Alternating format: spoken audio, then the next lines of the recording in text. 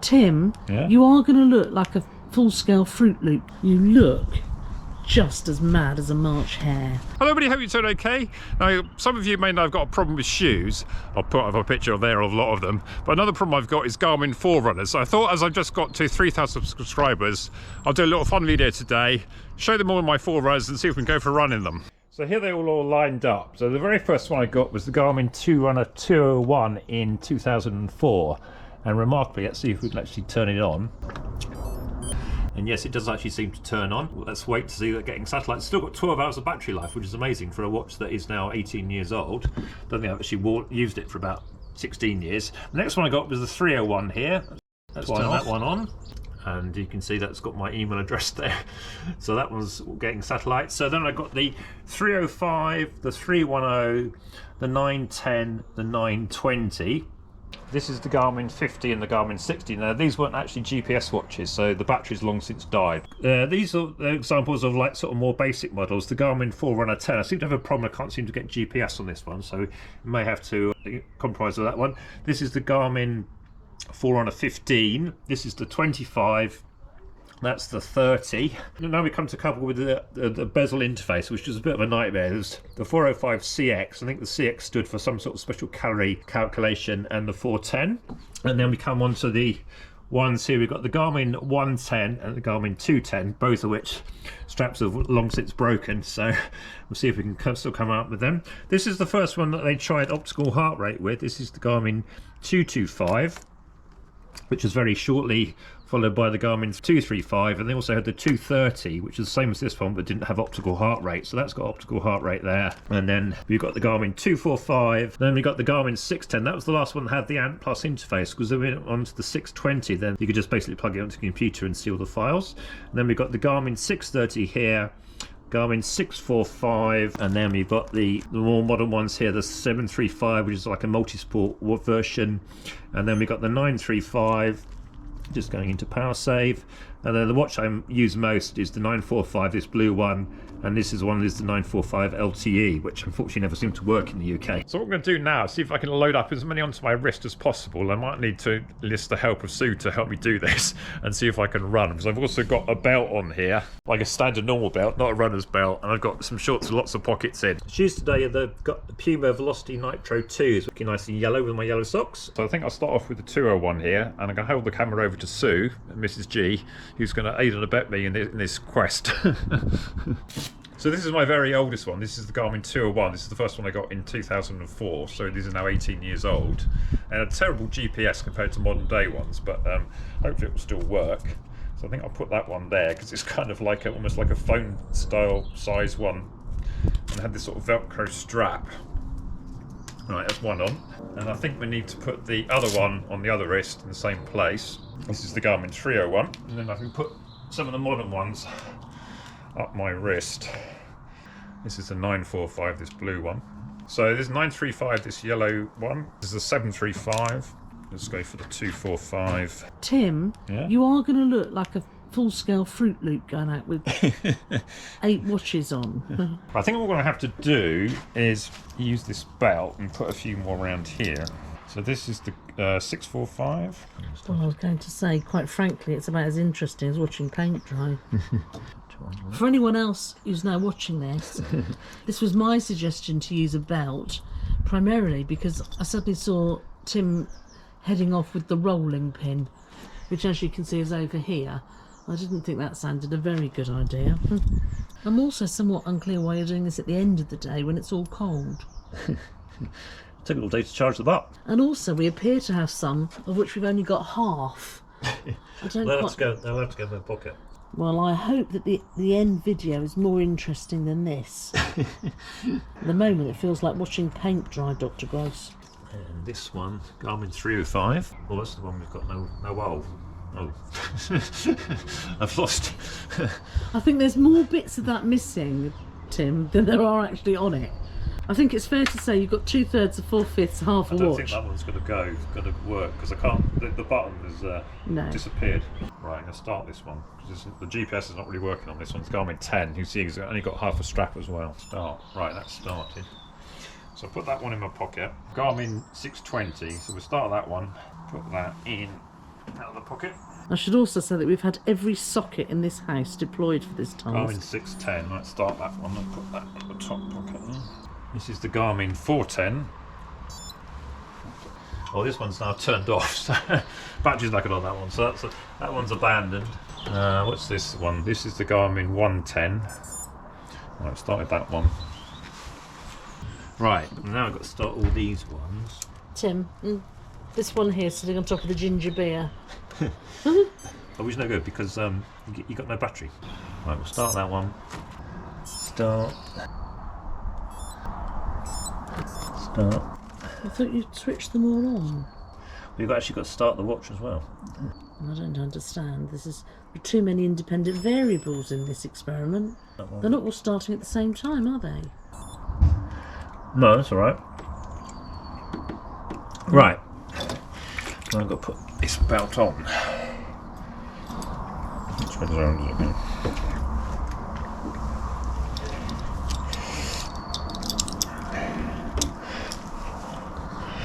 Try to do it tight, not too tight. Around the front, stick it all around the front there.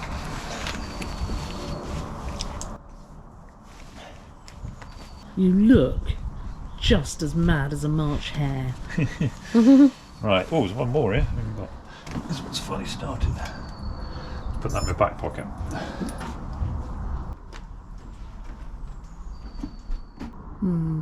I think you're right, Daisy. We're not quite sure what's going on, are we?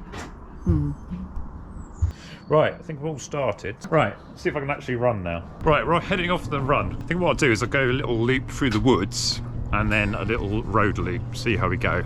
Right, normally I'd start my watch, but I'd already started them, haven't I? And, oh, I mean, it's really quite awkward trying to run with all these watches around your waist here. There's the Garmin 201, seems to be working. Here's the Garmin 301, seems to be doing something. Okay, this will be rather challenging for GPS because we're right into the lot of tree cover here.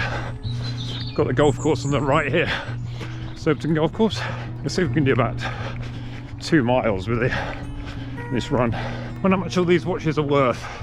Some of them are so old though that their resale value won't be much, I don't think. Okay, right, we come out of the woods now to the top of Telegraph Hill and we'll run back down and see where we go. Oh, it's quite difficult running downhill with all these watches bobbling up and down. Not to be recommended with 10 watches around your belt running downhill, 3 on the left wrist, 3 in the right, and about 5 or 6 more in your pocket. So according to the 201, we've done 0.65 of a mile. According to the 945, pretty much the same. So considering I'm wearing a watch that's 18 years old compared to a current one, I'm not doing too badly. How's the 301 showing? Yeah, it's doing alright, 0.67. Yeah, they all seem to be showing similar sort of distance, which is encouraging. So at this point, you hope you don't actually see anybody out running that knows you. Garmin experiment. That's David Cowie from my club Alternate Sea, lives around the corner to me. Okay, we're nearly at the end of the woody loop. So 1.14 miles is past my door. Amazingly, the 945 and the 201 seem to be in agreement.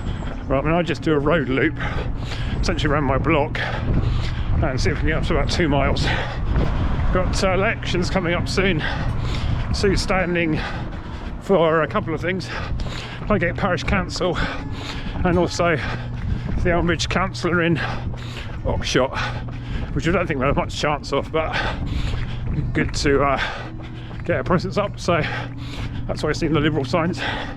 So 1 1/3 miles now. Okay, that's 1.5 miles. And a tree falling down here a few months ago in the storms. So past our house again, 1.63 miles on the 201, pretty much the same on the 945. I think what I'll do now is, at the end of the road, just do a few sort of little sort of half strides, so we can test a bit of faster pace. Okay, that's 1 stride done down my road, and we'll just finish off doing another way, and I think then it'll be pretty much bang on 2 miles. Nice to be able to even do a stride actually. The first time in 2 months I felt like I've been able to stretch my legs at all. Well, this is hardly a fast pace, but it all counts. Right, how are we doing? 2:1 saying 1.95 miles. It's actually now crept a bit away from the 945. Maybe because when I stopped, I wasn't so good at detecting that. Oh, 2:1 just said it had an error, but that's not so good. Right, so let's go up here so we can finish 2 miles of these runs. Okay, right, stop the watch. Right, stop the 945, stop the 2:01, stop the 3:01, stop the 935, is that the 2:45? I can't remember.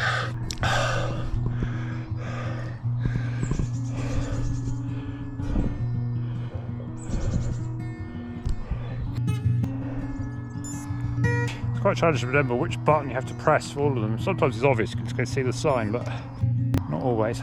Right, another one's in my pocket. This is the 110 here, it's doing about right. 405CX. What I want to do now is see if I can actually reset some of these so that I actually get saved to Garmin for later analysis. Okay, what I now want to do is take my belt off. Oh, I've got one more here actually before I do that. So we've got the 410 here. You see that one? Let's stop that one. Right, I think we'll go around the back to take the belt off. Okay, now we've got the rather delicate operation of getting my watches off my belt, so make sure that we don't drop any. I've counted 12 on here. So here we go. 1, 2, 3, 4, 5, 6, 7, 8, 9, 10, 11, 12. Right, let's go and see if we can reset all of these ones then. An empty belt. Okay, so what I need to do now is get onto the computer and try and download as many of these runs as I can, and then put them on the DC Rainmaker tool and see what we can see which ones are the most accurate. Okay, see you later. Hello everybody, it's a few days later. I've taken some time to download all the data, and I've got some of the programs that I used to do so. Now, as well as the Garmin Express program that all the modern Forerunners use, I had to dig out a copy of the Ant Agent, also a copy of the Garmin Training Center, use the fit file repair tool, which is a very handy tool to manipulate fit files. I also used Memory Map because I had a problem with the 201 here.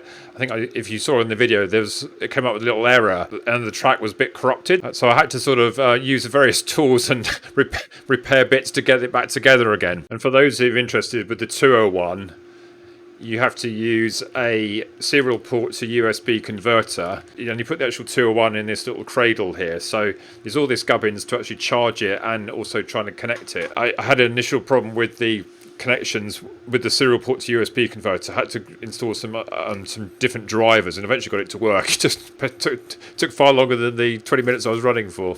This might be of interest if you can see this. This is the raw data from the 201 that I eventually managed to manipulate. And you can see here that one of the problems with the 201 originally, that it was a very coarse recording, nothing like the every second recording you get now. You see some of these gaps here are like 23 seconds of difference between them. So if we use this display here, which is the display I think from the 610, just showing you what I did. So I started here from my house. I went on this loop through the woods. So the old Claygate lane here, in which I live, it extends into an old track that goes next to the golf course here. This is Surbiton Golf Course here on the right. So you can see that it's actually tree lined when I did that in the video. And then you loop back up to the top here.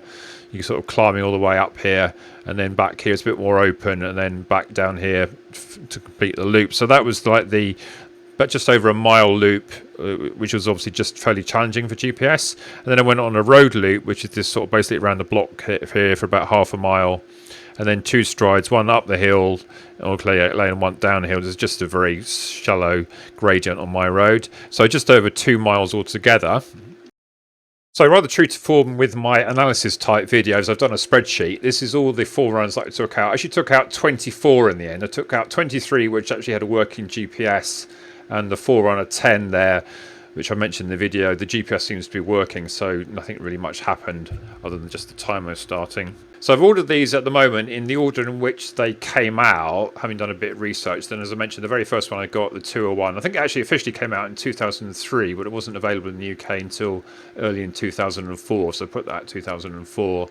And then quite early on, there wasn't too many around, so the it was a whole year until the 301 came out. And then in 2006, the 305 came out, which was a real game changer compared to the previous two, because it had this SIRF chip, SIRF chip, and it was just so much better. And then as we go along here, until the very latest one I've got is the 945 LTE, although I mostly wear the 945, which is the one here I've got with the blue wristband. So what I've done is that I've worked out exactly how far I thought these distances were. So the loop for the cross-country loop, as I called it, I made it out as 1.03 miles, the road loop 0.49 of a mile, and a grand total of 2.06 miles. So I plotted here all the distances. Now what I did is, if you saw in the video, I was starting to watch this at different times. So I used the file repair tool here to manipulate the files so that I'd edited out all the points that were before I actually started running and afterwards. So I worked out I started running exactly at 1930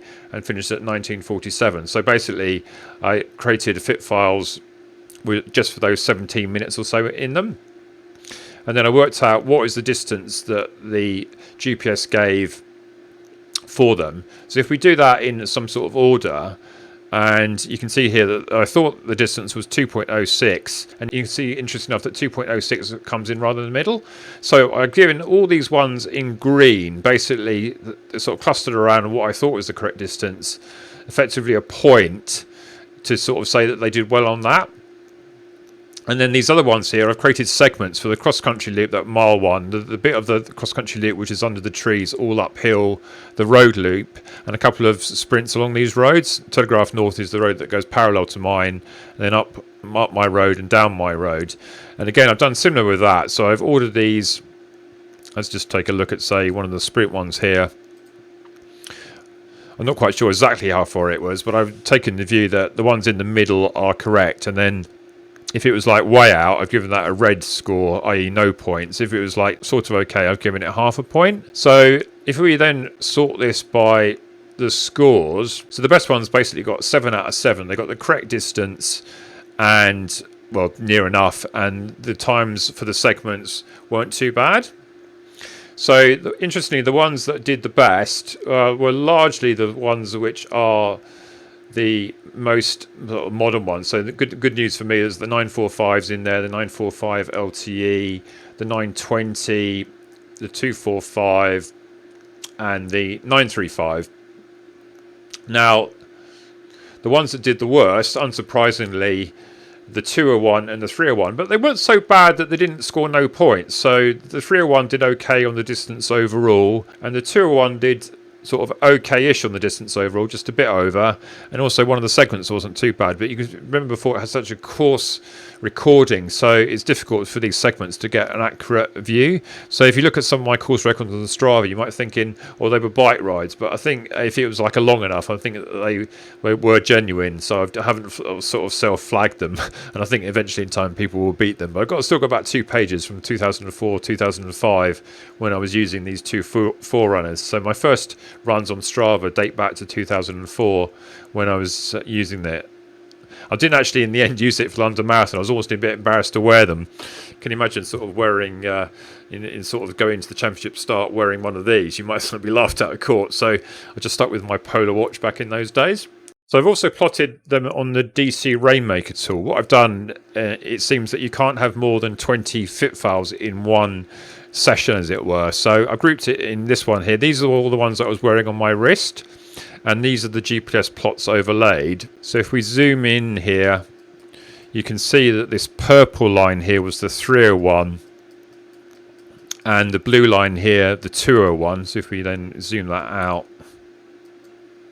you can see that those old ones didn't do too bad, but just due to the sheer coarse nature of them and the fact that the quality isn't quite so good. The shape's about right, but the detail is really way off, isn't it? You know, sort of shoots down the bottom here, and the 201 here sort of like shoots out of the trees a bit early, goes up, jumps up and comes down. But you can certainly see where you've been. The more modern ones obviously doing far better. Then if you look at just the ones that say I was using on my wrist to see which ones did okay, and basically the ones on the wrist, basically where you're meant to wear them, they all did pretty well, apart from the 201 and the 301, obviously that's such an old ones. But the other one I had on there was the 735. That was the oldest one of the more modern ones, as it were. And it had a bit of a problem in one of the sprint segments. It just jumped up too much, so that could be a Strava issue, to be fair. But anyway, so they all did pretty well. Now, if you look at the filter on the ones on the belt, this is the 12 I had on my belt. And interestingly, even on the belt, which is not the most optimum positions, because perhaps a bit of blocking by yourself, at least half of them did 6 or better, and 2 were like virtually perfect, the 920 and the 945 LTE, which is the newest watch I've got. And the only one that didn't do that well was basically the 225. It was a bit of a disappointing watch, that one. It was the first one that had optical heart rate. Never felt it worked that well. And I don't think it even had every second recording on this one, as I've noted here, whether I had every second recording on or not.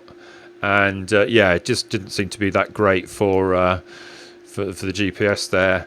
The 15 and the 25, very small devices, so in a way you might expect them not to work so well there, because they're just basically less powerful. I don't know if there's any bearing on it. And then these ones here, the 630 and the 230 and the 235, they were all basically issued at the same time, I think, with virtually similar hardware. So not surprising that they all came out sort of grouping sort of okay, but not brilliant. But yeah, you can definitely see that sort of things have improved somewhat better in the more modern times. The interesting outlier here is the 305. As I was saying earlier on, it really was a sort of quite a revelation when I first got it, and even a device now which is now 16 years old. If you don't know, if you remember, DC Rainmaker did a little sort of historic piece on it. So I kind of echoing these findings here, that it saw 6.5 out of 7. So basically, it was the only one of the really old devices that's doing really well. If you have a quick look at the 5 in the pocket, so I had the 405 CX in the very back pocket, and then the 10 was also in there, but as I said, didn't have GPS working. And not too bad results, considering that's sort of rather sort of not a great position at all. You can see that the GPS in the 610 did pretty well, and the 405 here, the one I've got in my hand, actually didn't do very well at all. So even though the strap's sort of still working, unfortunately it wasn't great. They did a bit of a wayward GPS through the trees. Only 1.66 miles recorded, but if you put it in your back pocket, what do you expect, really? But yeah, the 110, in fact, all of these ones didn't have any straps apart from the 620, where the strap I felt was about to go, and I had terrible problems getting that one to work. It had a touchscreen, the 620, but it's really now faded, and I think basically the problem was it was working, but the screen was so faded I could barely see it. Anyway, eventually managed to get it to work. So I haven't got literally every Forerunner here, but I think I've got probably at least sort of 75% of them. Ones of late that I haven't got are the 745, and some of the sort of the ones like the 55, which are quite basic. I can't sort of get everyone because you just don't really think they have all the features that you need. But I do enjoy wearing at least 2 watches, especially for sort of things like Strava, or basically if you just make a mistake, then you've always got like a backup. Sometimes if you, on the occasional time, you just forget to start your watch, or you stop it and then forget to restart it, or the GPS goes wrong, or you take one out and realize you haven't got enough battery. So it's always handy to have 2, and I always sort of feel, I haven't got 2 on at the moment, but I always kind of feel like almost not even up. So initially when I had it, I was always quite finding it odd to wear one on my right wrist, but now I think I kind of feel like it sort of feels natural. Anyway, so I hope you just enjoyed this little look at all these Forerunners. So 24 Forerunners I managed to take out. I'll challenge anybody to see if they can do any better than that. I do have a few more that I could potentially have taken out, but as you can see, the amount of effort to sort of put them all on, charge them all up, get them to sort of start, get them all downloaded, and then do this analysis for the sake of a 2-mile run. It must have taken me the best part of a week to do the prep for this, the actual running, and then all this post-analysis. So which of these Forerunners have you had, or have you got some that I don't have, or have you got other watches like, say, the Chorus ones or the Polars? How do you think they compare to these ones? I think it's going to be interesting going forward, because I've heard that the latest devices like the Phoenix 7 have got improved GPS chips, so I'm looking forward to seeing how they go. I mean, the chips at the moment are pretty good, but you kind of feel that there's still a reason sometimes to use a Stride if you're in really heavily wooded areas. I don't tend to use it that much now. Most of the time I just run where it's sort of fairly okay. But anyway, so I hope you enjoyed this one. Many thanks to everyone who subscribed. I got to 3,000 subscribers, and I think I had the video talking about the Rotterdam Marathon, chances of the 3 YouTubers there. And I got quite a lot of new subscribers. So thanks very much who's joined recently. I do sort of a mixture of shoe reviews, some of this sort of more quirky stuff, and sort of training stuff as well. So not just trying to focus on one thing, anything that basically takes my interest in running. So yeah, looking forward to seeing the next one. Like and subscribe on that, and yeah, bye.